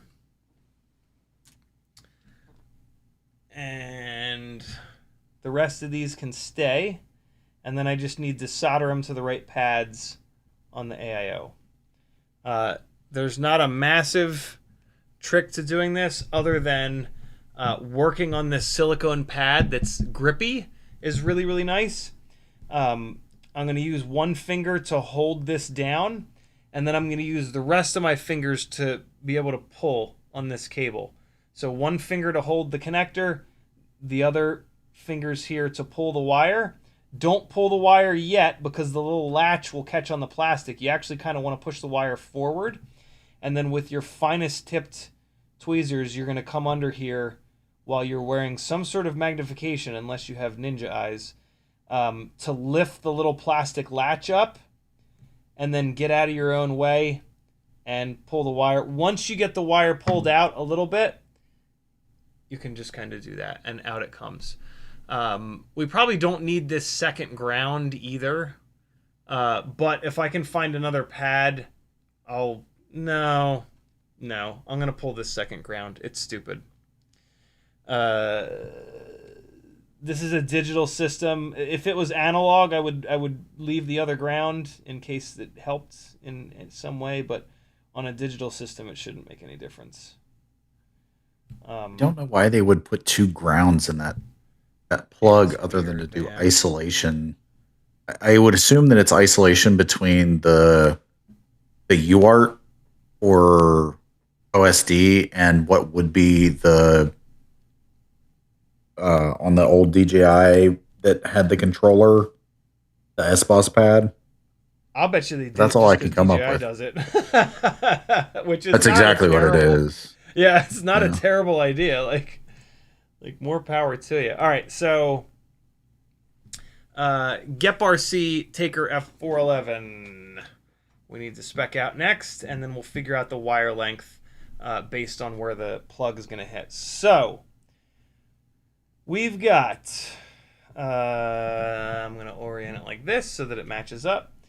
Ground 5-volt LED buzzer, and then we've got ground 5-volt RX2 TX2, 5-volt ground TX1 RX1, ground RX2 VTX, 5-volt ground cam. Okay, so I hope P1 takes 5-volt. Let me take a look. That could be a problem.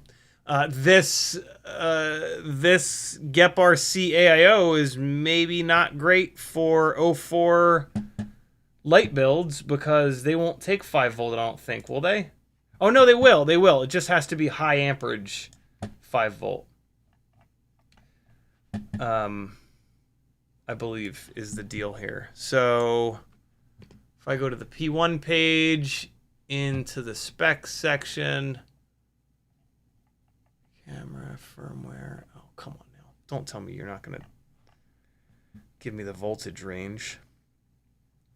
Please. Please be cool. Oh my God. Don't you dare. Don't you dare not tell me the... Oh, you bastards. Hold on, let me do a Command F and search for 5V. Input voltage, 5 volts. There it is. Great. Well, I guess we'll find out together whether or not the GEP-RC's 5 volt Beck will push hard enough to run this P1 system. Okay.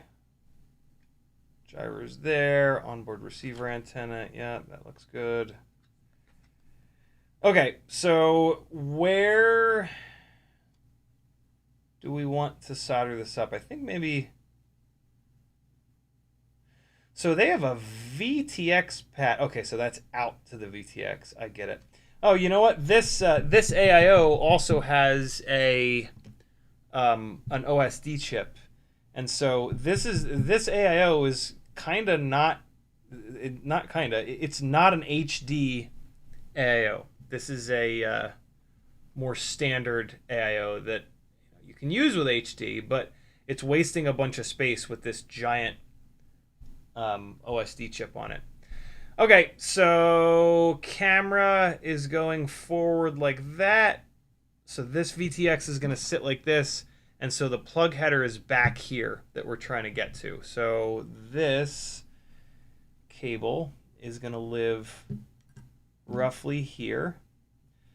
And so then if I come across, or I can go there, or I could also go there.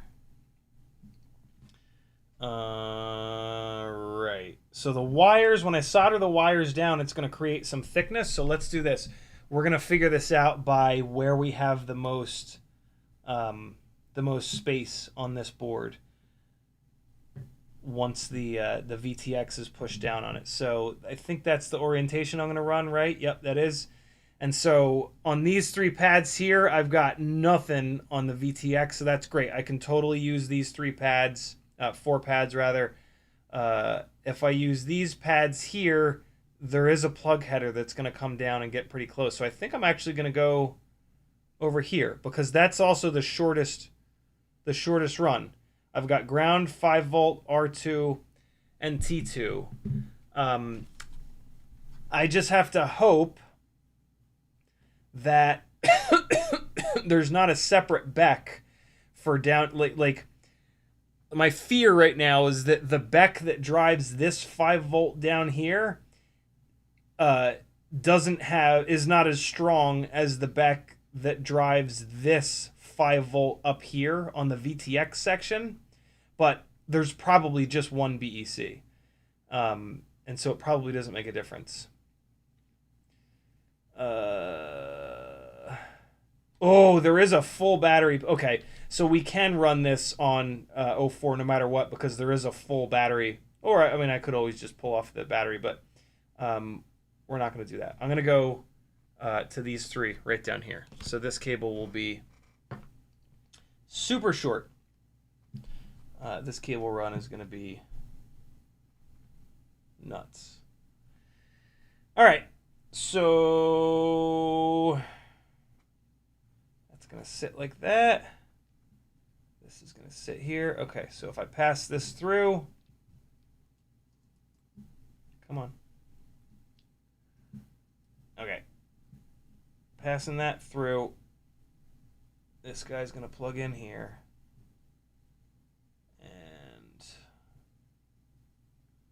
going to leave a little extra room.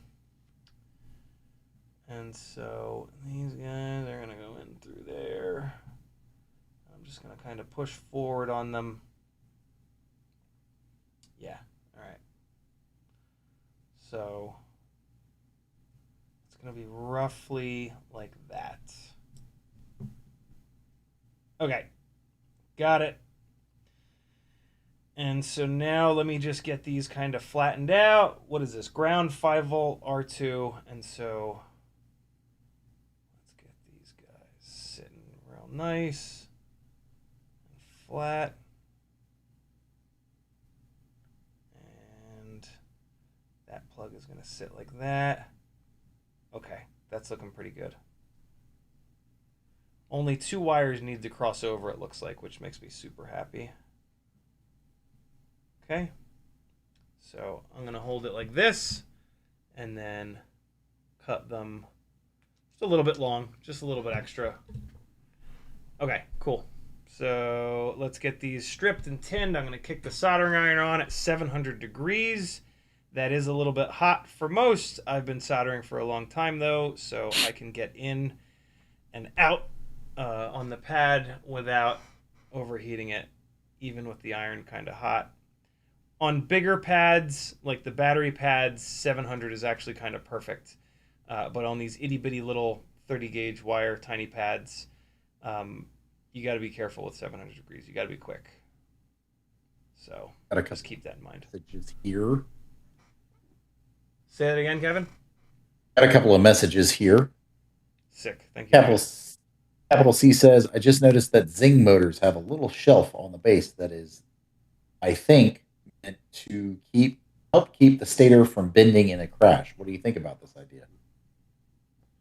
That's pretty cool. Yeah, I mean, any extra material is going to help. I don't think I've ever noticed that. Which Even the cow. Looking at a big Zing motor or a little Zing motor? I wonder. Jimmy the Cow says, legit question as I sit here with my grass.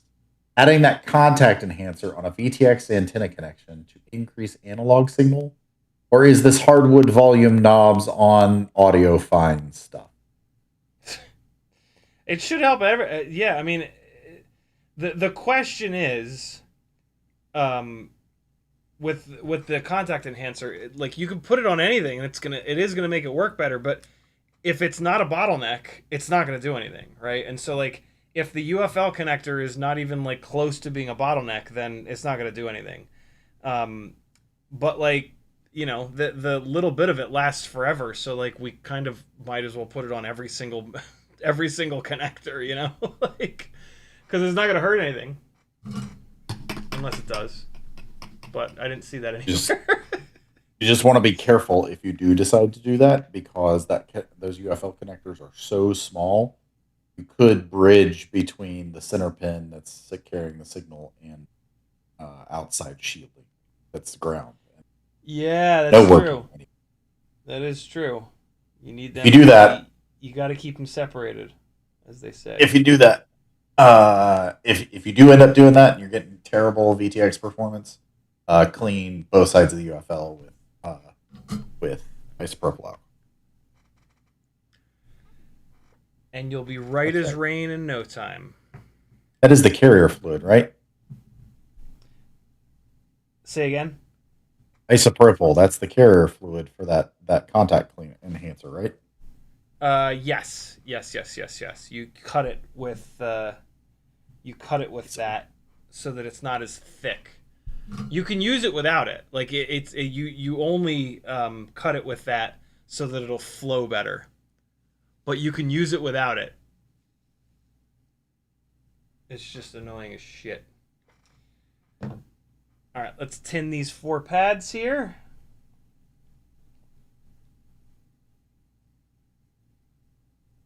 One, 2, 3. And those are the wrong pads that I just tinned, so I'm gonna whee! energy. I'm going to take my big wick energy here and remove a little bit of that solder that I just put onto these buzzer pads. Okay, a little bit there, a little bit here. I just want to get these pads to be flat again. That's the only reason I'm doing this. Otherwise, I would just leave it on here. But I'm just, this is so tight from the VTX to the AIO that I don't want any extra thickness in here. Okay, so that's all better. Let's clear this out, and we will tin the correct pads this time. There we go. We've got ground. Come on. Come on. You. All right, we've got ground. Eventually. Come on. There it goes. Ground, 5 volt. R2. And T2. Okay, and we need a little bit of flux here. I was just being a little lazy there, if I'm honest. And by the time I got to that last pad, it was nothing was shiny anymore, and that is unacceptable. Unacceptable. Watched The Terminal with the family the other night. It was just awesome. It's been a while since I'd seen that movie. Unacceptable. Krakosia. There we go. Now we're talking. Yeah, perfect. I bridged these two pads just right away. All right, R2, T2.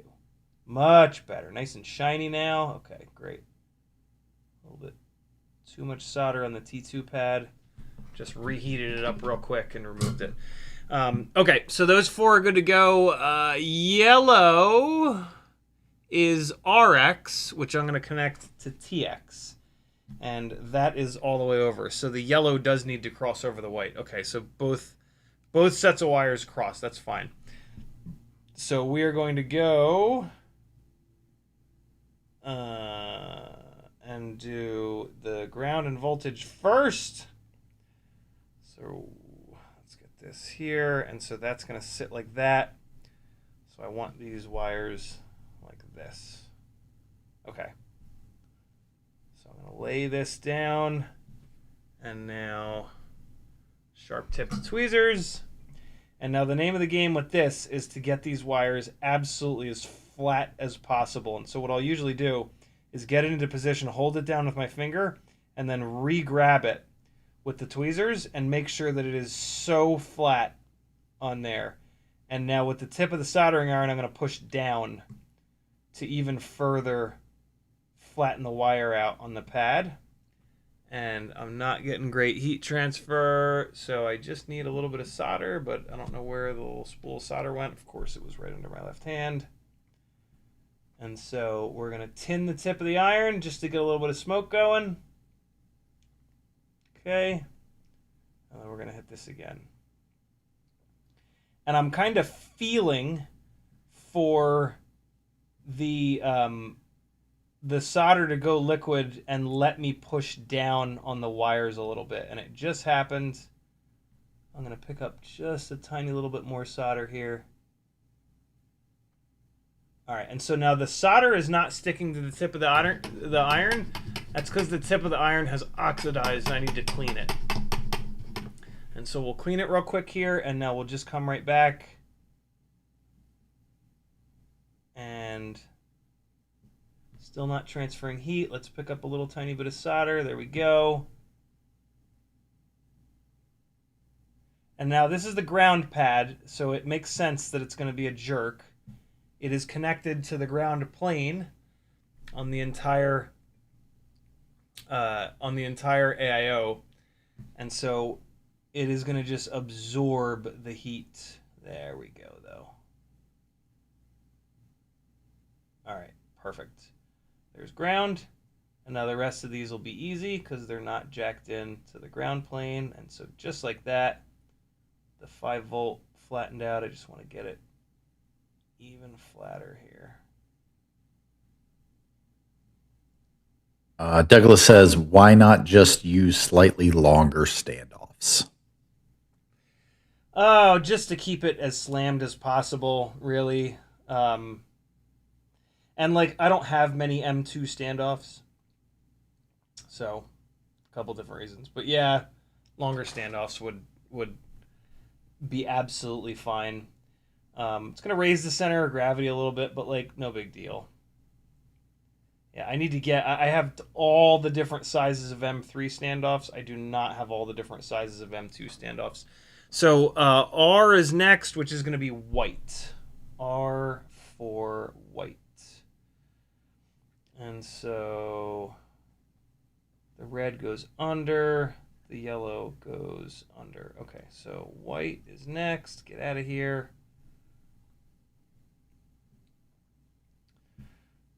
All right, and so just navigate it down. Use my right hand here to hold it.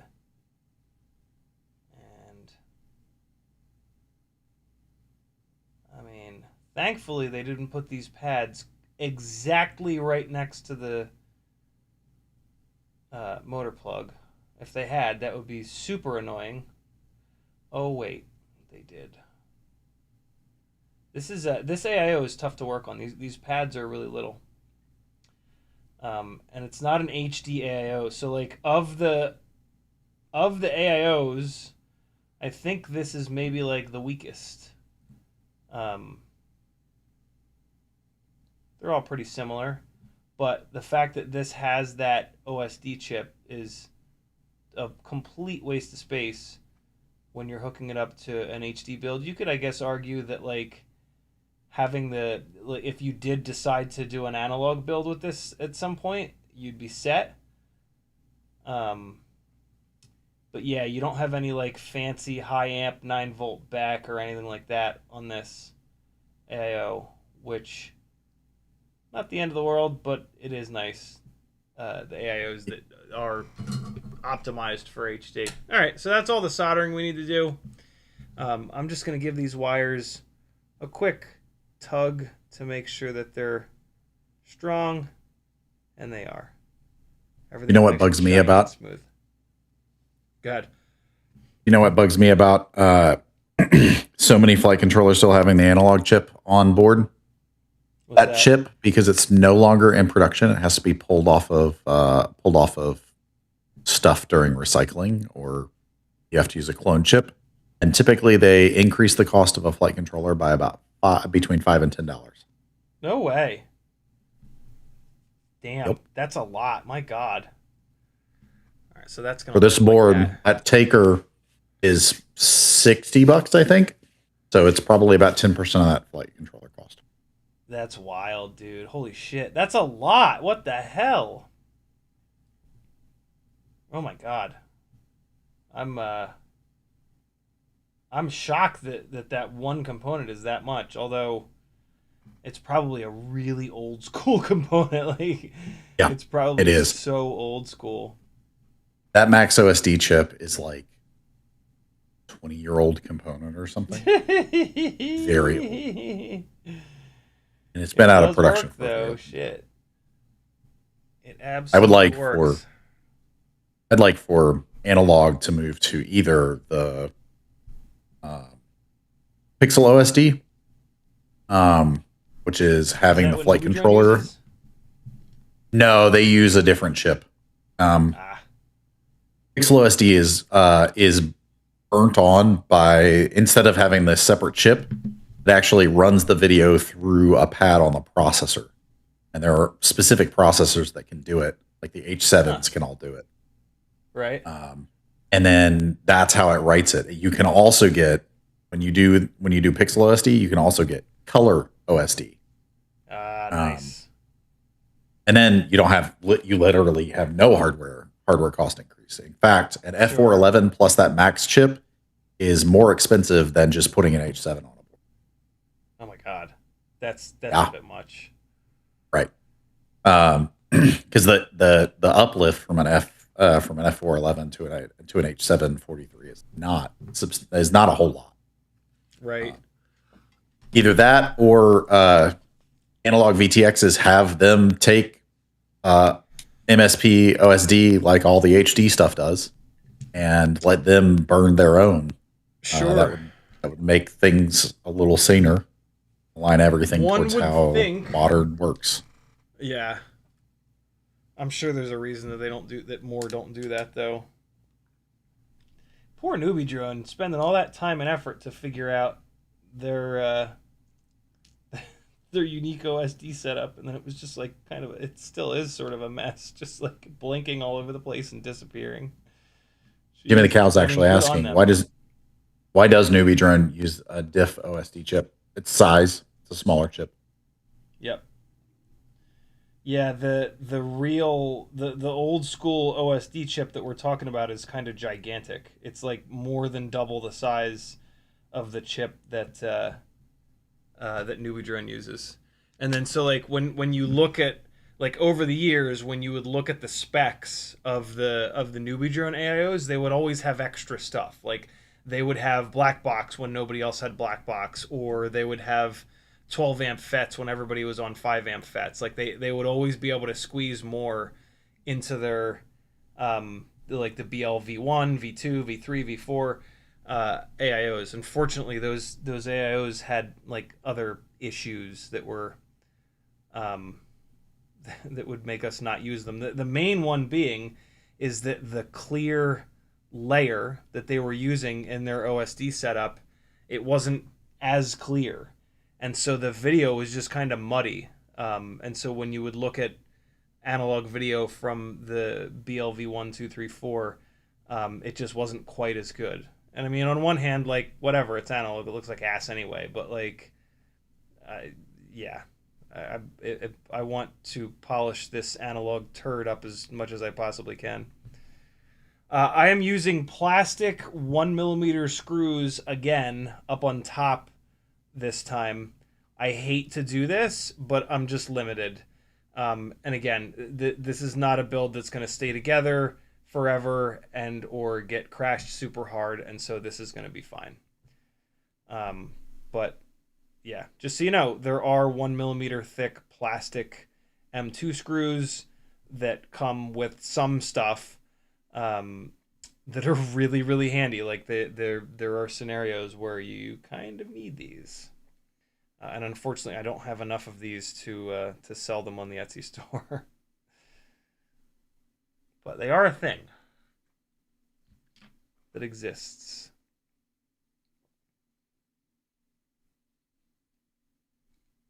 Hey, shit. That came out of there. Didn't want that. All right, we're almost good. I just got to get this threaded on here properly. Not cross-threaded. That's the main annoyance with these 1mm plastic nuts, is they just love to cross-thread. They live to cross-thread. Is their main goal in life. There we go. That is slammed. Like, this is pretty close together, but it's gonna be fine. And we're gonna have enough space for the little battery loops, and we're gonna run it. So here's a battery loop. Here's another battery loop, and I'm gonna run this for the rear antenna setup. I'm gonna run this awesome little 3D print from Max Frames to hold the XT30 down. I'll actually do that right now. This is such a slick little piece, and so you just throw it on the rear standoff and then loop it around the XT30, and it keeps it magically out of the props.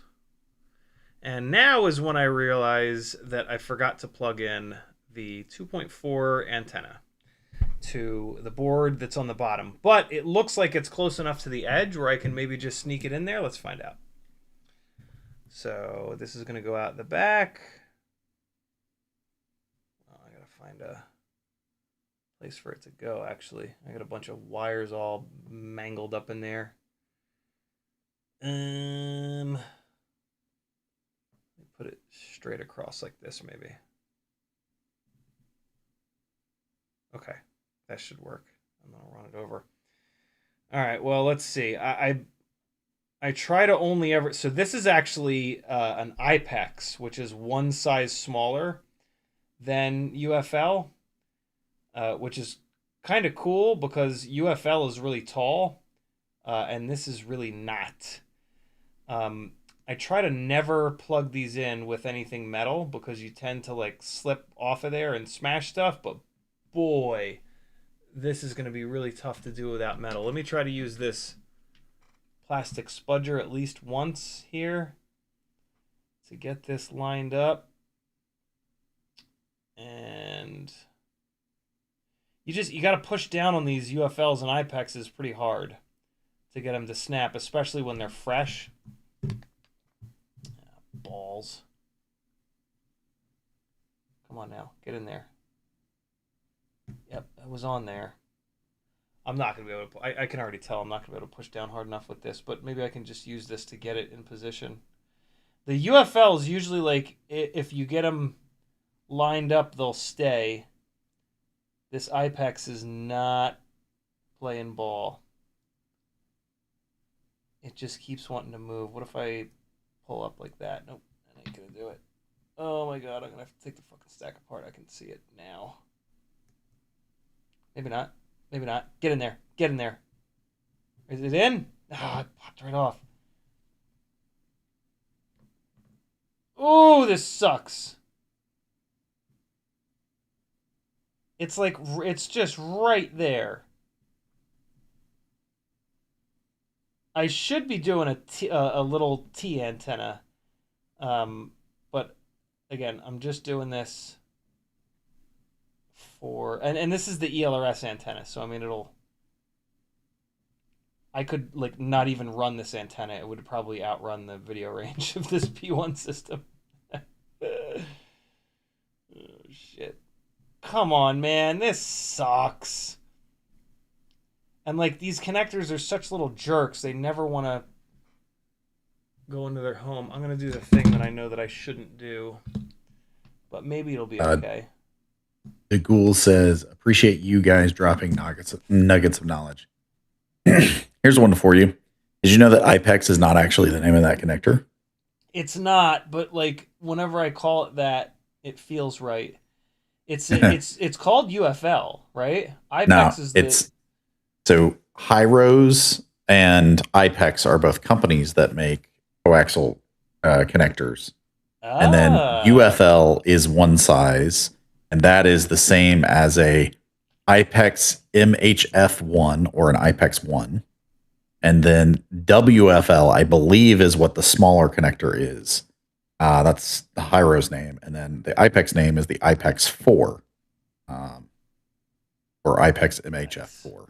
So there you go. UFL and WFL. WFL. That's it. WFL. Yeah, I remember a while ago I'd seen the actual name. I was like, oh, cool. I definitely won't remember that. There are other ones too, like XFL, which is even smaller. Yeah, even smaller. Awesome. There's a couple of IPEX connectors that are same kind of shape, but different sizes. And then there is HFL and EFL, which are both bigger. I'm going to put another one of these on the opposite side just to hold this antenna in. Again, kind of doing a little bit of half-assery right now, but it's okay. I just need to get everything held down. We're going to test this out, and then we'll move on. I am actually kind of excited to try this. I'm very curious how this is going to be. That antenna is going to pop right out of there, but I'm going to try to not crash this. Okay, this is fine.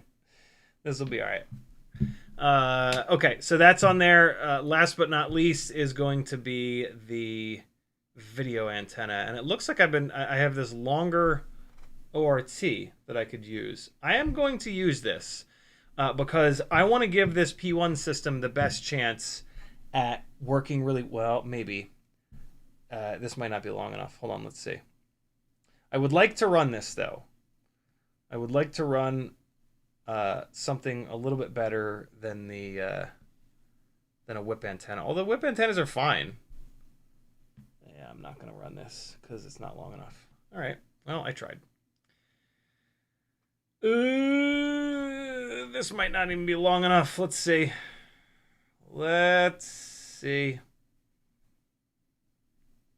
Please be long enough. Please be long enough. Why is that fighting me? What am I pushing against? What's inside of there? Can you just be cool? Does the neck narrow down in there? It does, but like, why does it narrow down so much? Hold on, let's hit this with a little bit of heat. See if that'll save the day.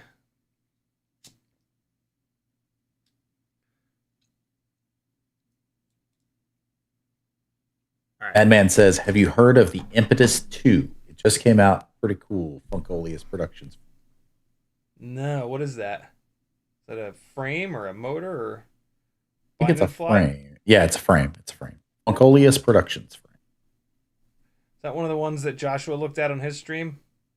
People were hammering him to look at frames. Was that yesterday? Or was that earlier tonight? Earlier. What the hell? Why does it neck down so much in there? What are you doing? Let's try this little trick. Just ram stuff down there and spin it around. I don't know if that's really a trick, but I'm going to do it. That didn't do anything. Bueller? Hey, that totally did something. Look at me go. Yeah, that's going to be long enough. Yeah, buddy. Jesus, just barely, maybe. Oh my god. This is, oh my god, dude. This is, wow. I should have maybe rotated this VTX around. I thought for sure this would be okay. Yeah, we're good. We got there. Okay, so this snaps on. And then we're good. Well, Madman says, I'm building mine and wondering what motors to run on it for 4S. So it's a 2.2 inch, accepts 2.2 inch props, and it looks like it's built for the DJI 04. I'm guessing he's flying it freestyle. Right. What did you say? 2.2? Yeah, up to 2.2 inch props. That's annoying. I wish they would just boycott the 2.2 inch props, but whatever, I get it. I would say like 1202 and a half. I've been the most impressed with 1202 and a halves on 2-inch stuff. It's like you get the thicker motor shaft, so they're so much stronger. Oh my god, this is nope, this won't make it. You bastard. Yeah, 1202 and a half, and then like if you're gonna be 2S, you only really need 10,000. But if you want to go, he said 4S. Oh, 4S, 4S on a 2-inch. Don't do that. That doesn't make any sense. There's no reason to do that. 3S Max. Yeah, 3S Max. Even 3S doesn't really make a whole lot of sense on 2-inch. I am in a bit of a bind here, but luckily it's the end of the stream, so I'm going to try to fix this another couple times, and then I'm going to say, you know what? Fuck this. I'll do it tomorrow. But I now have this antenna, which is too short, stuck in this 3D printed mount. And so that sucks. Let me look at this other antenna though to see if it's any longer. It is not. So I don't think I have an antenna that's going to work with this VTX sitting like this. So that's annoying. I was about to say what I'll do is I'll just remove the ground plane from one of these, but then I have a really shitty antenna on here. And then, like, you know, what else can we do to stack the deck against P1? We don't know what amperage the BEC is on this AIO, so that's great. We're going to give it the worst possible antenna, so that's great. Let's just not even do it, and we'll just say right now the P1 system has too much latency because that's what everybody else says. Okay. Well, I think I'm going to have to cut this to get the effing antenna out of it. I wasn't going to be able to fly it. I mean, I'm not going to fly this inside the house anyway. And so... Oh... I'll figure something out. I'm pretty annoyed that this is stuck in here. I did push it into this extremely hard to try to get a little bit of extra wire length out of it. Yeah, I think I'm going to literally have to cut this TPU apart to get this antenna out of it. This is the antenna. This is like the longest whip antenna that you can get. It comes with the 04 Lite air units. I've never seen one this long. And so, yeah, I have to get it out of here. But there you go. There's 9/10 of this build. I just need to get an antenna find an antenna floating around here that's long enough. Drop the motors on there, bolt them down, and throw the top plate on, and away we'll go. So I'll get this up in the air tomorrow. Hopefully. I should be able to get it up in the air tomorrow. And then, yeah, we'll see. We'll see what's up with the latency. Any last minute questions, friends? Capital C, I just got my Max M25 frame in the mail today. I'm going to build it out with a Flywoo wide, debating on motors. I have some FPV cycle 13 millimeter. You think 5,000 kV is too low for 3S?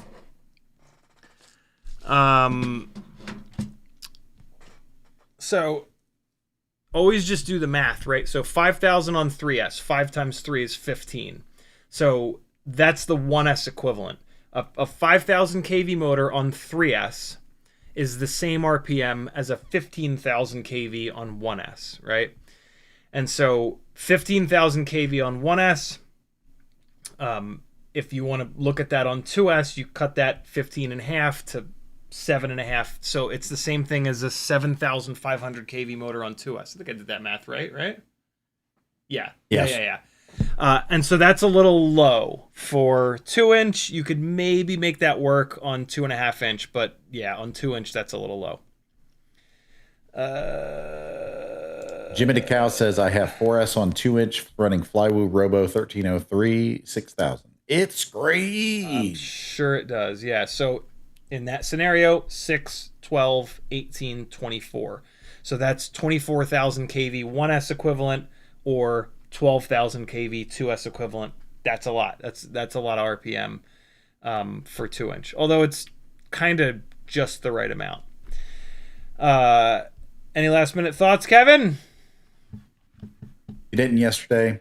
Go thank your father. Yeah, happy Father's Day, friends. I expect that you will all have spoken with your dads yesterday. If you forgot, here's your last second warning. It's a little late, but better late than never. Kevin, thank you for joining me, as always. And everybody else, I'll see you Wednesday with some flight footage from this little monster. Cool? Be good, people. I'm not ready. I don't know what this is that I'm flying, but it's something. And you're going to see it. Wait, I probably say it at the beginning here. Hold on. I'll say it. Here, let's turn the volume up. There we go. All right, friends, we're going to do something cool here today. We're going to compare two different 2-inch rigs.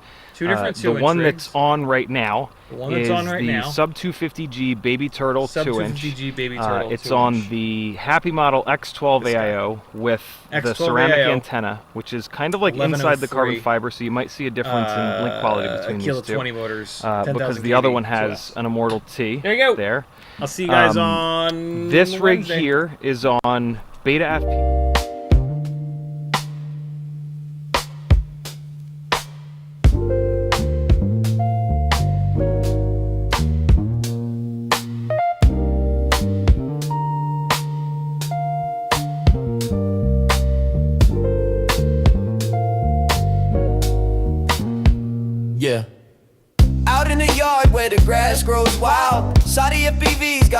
grinning like a child. Teddy spaghetti's, fur flies, and jet wash dreams. Yeah. Chasing small whoops like a dog possessed fiend. Eyes on a neon blur, hard in the chase. Big fuzz and prop spin, all tangled in place. Yeah. Four-legged rebel with a rotor stir tail. In the circus of the sky, they never fail. CiottiFPV, Teddy spaghetti, dynamic duo kings, barking at the breeze, throttling at top speed, they zooming through hoops, flipping in style. That schnauzer's got throttle and a toothy smile. Yeah, yeah, yeah. Sighties on sticks, Teddy's on paws. Side by side, legends breaking all the laws. Through the kitchen, over couch scale terrain. Backyard mayhem in their flight domain. No ground too sacred, no loop too tight. Fuzz, fuel, fury ignites the night. When pilot and pup lock eyes on the prize, every whoop they conquer is a fresh cut surprise. Yeah. Yo, Saudi behind the sticks, Teddy's leading the pack. Prop guard missiles unleashed, never looking back. No leash, no map, just freestyle mic. They on the dog drone streets every day and night. Said whoops, hitting low, gotta nail the dive. Teddy push throttle up, feel the beast come alive. I see the neon arc, got the sticks locked in. Teddy, yeah. Let's rip this loop, ride the road.